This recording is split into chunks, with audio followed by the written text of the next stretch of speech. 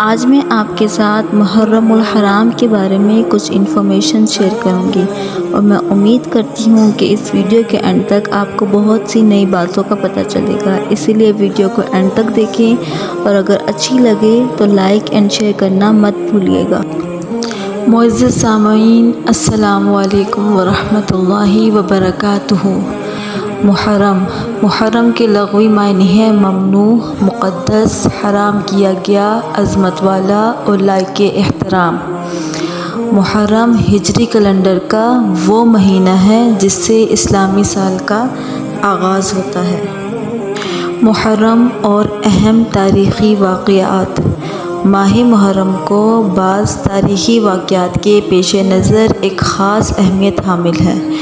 فرعون غرق ہوا اور حضرت موسیٰ اور ان کی قوم کو فرعون کی غلامی سے نجات ملی۔ عام الفیل کا مشہور واقعہ اسی مہینے میں پیش آیا جس میں ابرہہ ہاتھیوں کے لشکر کے ساتھ خانہ کعبہ کو تباہ کرنے آیا تھا۔ حضرت عمر رضی اللہ عنہ قاتلہ حملے کے بعد زخموں کی تاب نہ لاتے ہوئے یکم محرم سن 23 ہجری کو شہید ہوئے۔